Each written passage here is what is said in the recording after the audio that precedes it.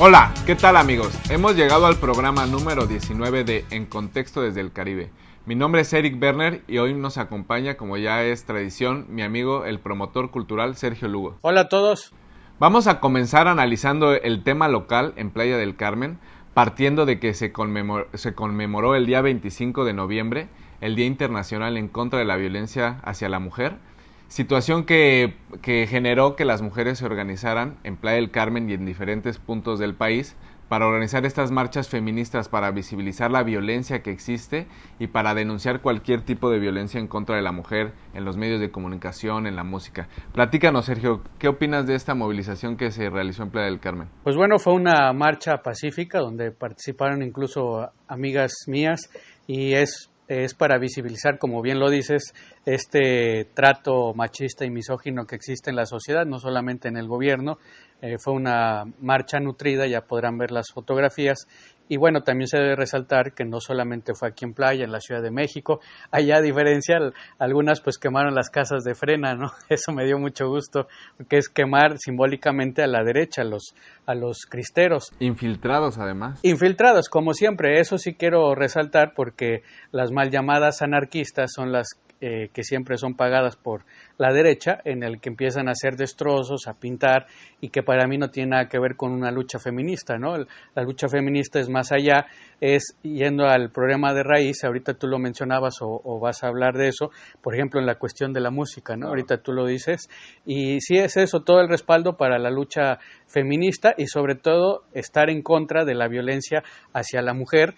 Y resaltar que en el gobierno de Laura Beristain, desde hace un año, me consta que le doy seguimiento a través del Instituto de la Mujer, tienen una línea de atención psicológica, jurídica. Tú puedes hablar las 24 horas y siempre va a haber alguien que te atienda.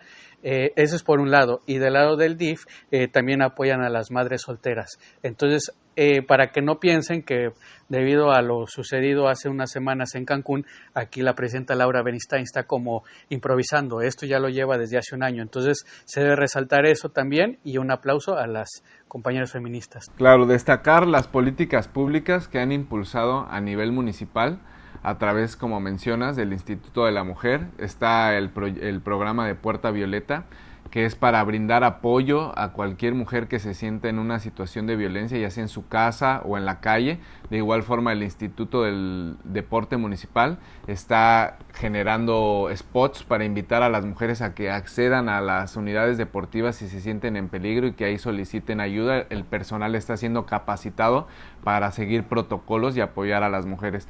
Es importante que lleguemos al fondo al problema de raíz del machismo, de la misoginia, como bien mencionabas, el problema de la música. Cualquier persona que desee escuchar reggaetón, misógino o música banda, que lo haga en su casa o en su teléfono celular con sus audífonos, pero que ya no se permita desde las autoridades pues que se proliferen este tipo de canciones de reggaetón y de banda, sobre todo que son degradantes hacia la mujer y que generan una subconsciencia o perpetúan ese machismo. Entonces, importante ir al fondo y que también las feministas no permitan que se infiltren los grupos de derecha que las quieren hacer parecer violentas y que también definan una agenda de políticas públicas a exigir ante los diputados o inclusive que se organicen políticamente como un partido y que tengan sus propias diputadas. Entonces hace falta mucha organización y mucho trabajo para erradicar el machismo y la misoginia, pero sobre todo se necesita organización y trabajo. En otro sentido, en el tema local, en Playa del Carmen vamos a hablar sobre la reactivación económica que se está llevando a cabo ya en el sector turístico. Para ello el municipio dio parte a una feria del trabajo enfocado al turismo. Platícanos de eso, Sergio. Sí, el 27 de noviembre en el Parque Gonzalo Guerrero, aquí en el municipio de Solidaridad, se llevó a cabo la Feria del Empleo. Esto lo organizaron Ámbar Openco, que es la titular de la Coordinación del Trabajo y Promoción del Empleo, así como Patricia Medina, que es la titular de la Secretaría de Turismo, donde precisamente se ofertaron empleos principalmente para el rasgo hotelero de los servicios que de eso vive el municipio, y de ahí, por ejemplo, para resaltar que la Secretaría de Turismo va a dar capacitación a distancia a trabajadores de los hoteles, por ejemplo, a los cocineros, a los meseros, y que eso es primordial para darle un trato que se merece al turista, ¿no? De que eso siempre se quejan. Y también dentro de esto se habló del turismo, o se está mencionando el turismo rosa, que es el turismo de homosexuales y lesbianas y todas sus derivaciones, donde también a través de la Secretaría de Turismo se va a dar capacitación de buen trato a los taxistas, a los meseros, a los chefs, a los camaristas, a todos los que tengan que ver con los servicios, para que cuando tú estés frente a estas personas, pues les des un trato. O sea, la idea es de que en el municipio de Solidaridad todo tipo de turista de este sentido se sienta seguro precisamente de lo que estamos hablando. Sí, como menciona Sergio, la comunidad LGBT es amplia y pues se requiere de una capacitación en el personal turístico para que se sientan bien atendidos. También celebramos que haya ese tipo de políticas públicas en beneficio de la comunidad LGBT y en respaldo hacia las mujeres. Bueno, con esto hemos culminado el bloque local, continuamos con el bloque 2. Continuando con el bloque 2 de En Contexto desde el Caribe, tenemos una lamentable noticia a nivel nacional. México se viste de luto. El doctor José Manuel Mireles Valverde perdió la vida el pasado 25 de noviembre. No pudo sobrevivir al padecimiento del COVID y pues se fue un gran hombre que dejó un gran legado. Escribió un libro que se llama Todos somos autodefensas, que fue presentado en 2017, donde pues plasma ese gran legado que dejó de la lucha, que pues de verdad ojalá y quede presente en todos los mexicanos. ¿Algo que quieras comentar, Sergio? Sí, bueno, el del doctor Mireles, bueno, hay tantas cosas que hacer, pero siempre lo he respetado y defendido. Él, por ejemplo, recuerdo algo que en el 2019, allá enero, febrero, para mí ¿cómo puedo decir?, las botargas de los zapatistas de Chiapas estaban diciendo que iban en contra de López Obrador, el nuevo gobierno, y que no iban a permitir que se hiciera el Tren Maya en Chiapas. Entonces, Mireles declaró en las redes sociales pues de que los zapatistas nunca lo apoyaron cuando estuvo allá con las autodefensas en Michoacán, cuando hubo sangres, nunca se le dieron su solidaridad, y que después del 94 no hicieron nada, y yo estoy totalmente de acuerdo, ¿no? La botarga del subcomandante Marcos, Sebastián Guillén, no hizo nada, es puro bla bla bla, y a él sí se lo chingaron o trataron de chingárselo varias veces el PRI. Peña Nieto cuando lo metió a la cárcel, yo recuerdo cuando pues estaba muy mal físicamente, o sea, esa es la diferencia de para mí cuando alguien es un farsante como los zapatistas allá en Chiapas y de él. Entonces yo siempre lo he respetado porque yo soy de Guerrero, allá también están las autodefensas, la policía comunitaria y todo el respeto que tiene. Él, por ejemplo, también mencionaba del sectarismo de los zapatistas y él dijo, no, pues es que yo tengo las autodefensas en todo el país, estoy hablando que eso lo dijo 2018-2019 y era verdad, o sea, ¿qué persona realmente no lo respetaba y no seguía sus ideales? Entonces, en el 2018, en octubre, presentaron este libro en el Zócalo de la Ciudad de México, allá en la Brigada para Leer en Libertad, y te puedo decir que fue increíble porque también estuvo Nestora Salgado, la comandanta, que ahora es senadora, y el pueblo lo quería, o sea, estuvo a reventar, ahí fue increíble.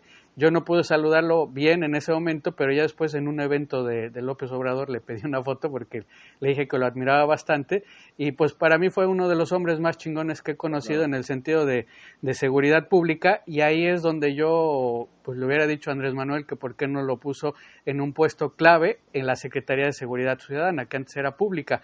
¿Por qué? Porque él tenía toda la experiencia, o sea, estuvo bien que estuvo en el ISSSTE, pero para mí toda la experiencia que vivió en Michoacán hubiera servido de seguridad nacional en todo el país. Ahí no sé por qué fue, aparte de lo que acabas de mencionar, y con eso termino, ¿no? Para mí fue un hombre real que dio la cara, no se puso ahí una máscara como en Chiapas, y siempre quiero que los jóvenes lo recuerden como un hombre que dio la cara y dio su vida. Desafortunadamente, pues todo lo que vivió en la cárcel, pues mermó su salud, claro, ¿no? Y ahora con el coronavirus lo tumbó, pero el ejemplo aquí está. Pues que en paz descanse el doctor José Manuel Mireles Valverde. Yo afortunadamente tuve el placer de conversar con él, de ser su amigo, me consideré una persona cercana a él durante un periodo, le ayudé a abrir su plataforma de redes sociales y en 2017 quiero destacar que cuando tuve la oportunidad de entrevistarlo, él separaba mucho la figura de los narcotraficantes y el crimen organizado. Él hablaba de la narcocultura como algo que surge ante la necesidad y la falta de un Estado. Él hablaba sobre los narcotraficantes que construían escuelas, que construían iglesias, caminos, y él diferenciaba totalmente al crimen organizado que llegó a Michoacán, que violaban mujeres, secuestraban familias enteras y que sembraron el horror que dejó plasmado en un libro con mucho dolor, y que ahora la gente dice que si es necesario un juicio a Peña Nieto. Pues yo les pregunto, todo el dolor que vivió el pueblo de Michoacán y todos los pueblos del país por el narcogobierno que estuvo coludido entre Luis Videgaray, Peña Nieto, el comisionado Alfredo Castillo, que fue un narcogobierno que fue denunciado por Mireles y que, como tú dices, le costó atentados en contra de su vida, lo tiraron de un helicóptero, lo balacearon y eso mermó su salud, pero que nos quede claro que este hombre tuvo el valor de desafiar a todo un régimen originario de Tepalcaltepec.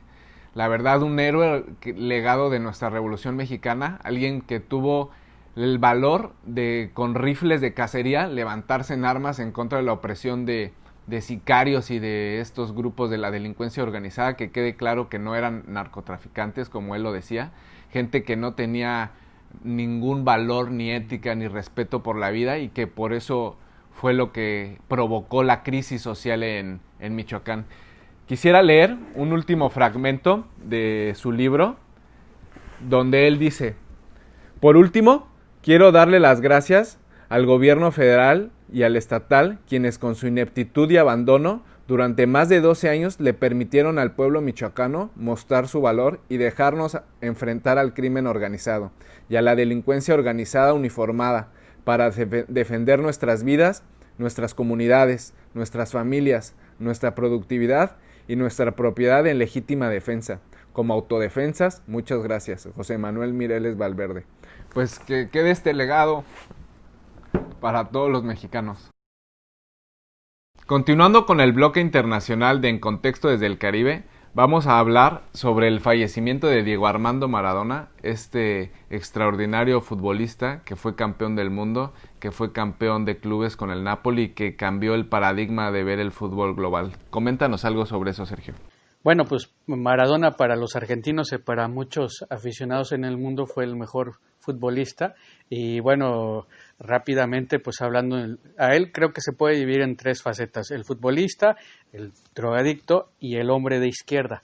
En el futbolista, con el Argentinos Juniors, que empezó, hizo grandes cosas, luego en el Boca Juniors, después en el Barça y sobre todo, como mencionas, en el Nápoles, y finalmente también aquí en Dorados como entrenador. Tengo un amigo que se llama Marco Vinicio, él es de Sinaloa, vive aquí en Playa del Carmen, y él siempre me platica de Diego Armando Maradona, de que a él lo llamaron, no fue por cuestiones del narco, sino el dueño de los Dorados, Antonio Núñez, lo llamó para que levantara al equipo de fútbol Los Dorados. En el 2018 y 2019 lo hizo subcampeón, o sea, de estar hasta casi en el penúltimo lugar, lo hizo subcampeón, y Marco me dice que allá Maradona pues que era muy atento con todas las personas de allá, los aficionados, y que incluso los Dorados organizaban cenas donde estaba Maradona y te vendían el boleto para que tú convivieras con él.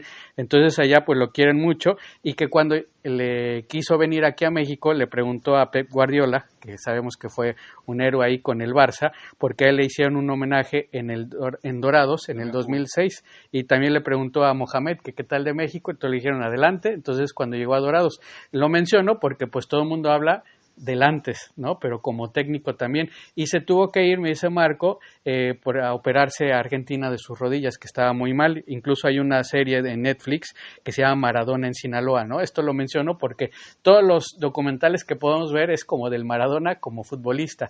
Y ya en la cuestión de drogadicción, pues desafortunadamente también hay alguna entrevista de su entrenador que fue del 83 a 1994, donde él menciona que sí tuvo errores y que hizo todo lo posible para dejar las drogas, sobre todo ya en el Mundial del 94, cuando jugó con Nigeria. Pues ahí podemos ver unas imágenes donde va de la mano con la enfermera, le hacen el examen antidoping, sale positivo, pero pues él trató de dejarlo, ¿no? Ahí yo sé que no es nada grato.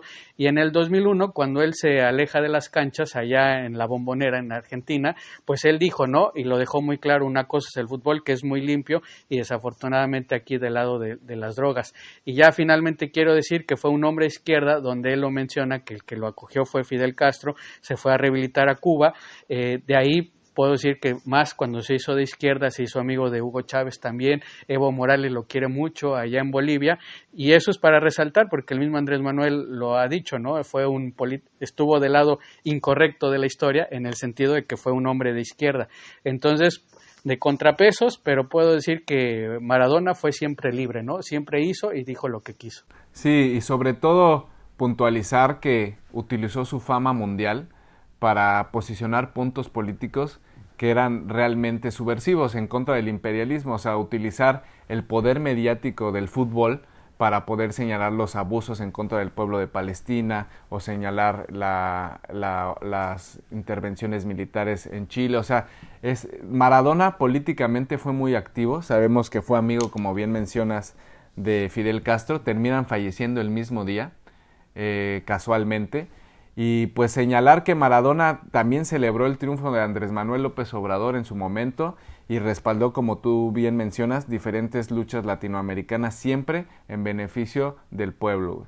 Entonces, pues en paz descanse Maradona, y dejó un gran legado, sobre todo en el aspecto deportivo. Llevó a la cumbre a Italia, y cómo la gente de Nápoles inclusive fue a apoyar a Argentina en el Mundial de Italia 90, y le ganaron. Argentina vence a Italia y nunca le perdonaron a los napolitanos que apoyaron a Argentina por encima de la selección italiana, del cariño que le tenían a Diego Armando Maradona. Y que, perdón, ahora ya anunciaron que el estadio del Nápoles va a llevar su nombre en su honor.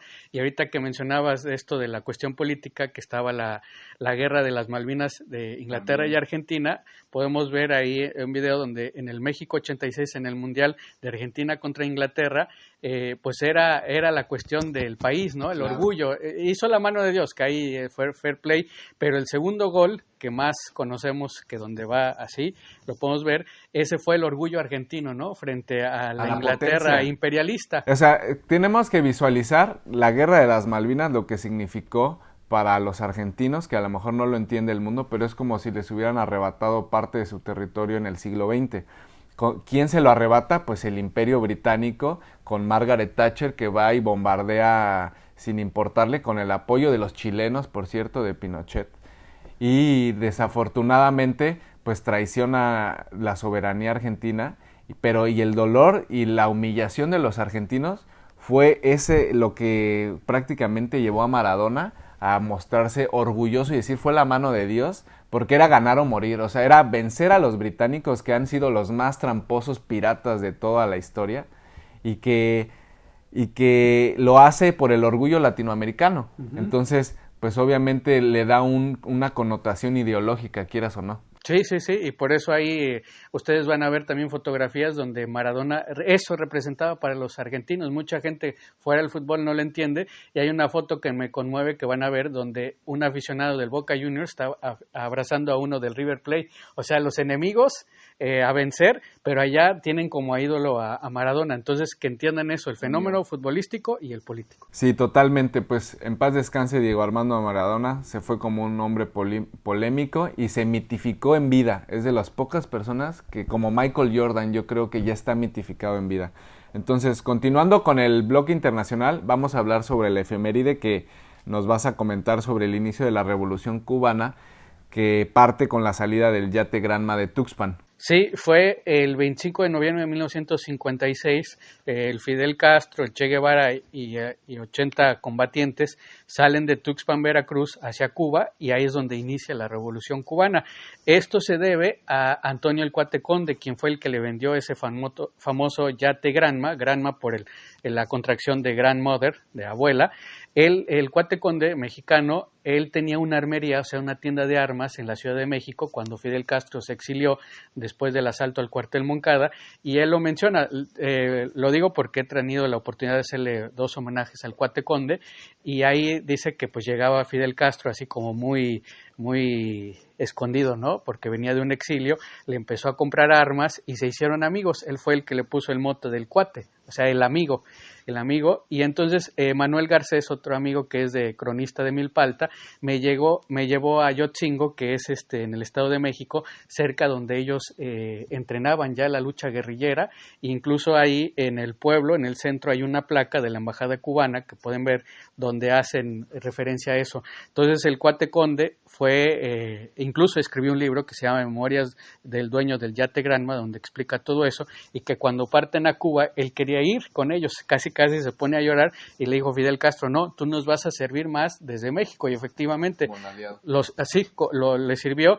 Cuando triunfan en el 59, Fidel Castro lo llama a Cuba, ahí van a ver una foto donde está el cuate Conde, Fidel Castro, Raúl Castro y el Che, y le dice que se quede, pero entonces ya el cuate Conde le dice, yo te puedo servir más desde fuera, ¿no? Entonces, y sigue en México, ahorita tiene más de 90 años, viaja en moto, él solita lo pueden ver ahí como un rockero, me cae muy bien, es muy sencillo, pero cada vez que va a Cuba lo tratan como un héroe de la revolución.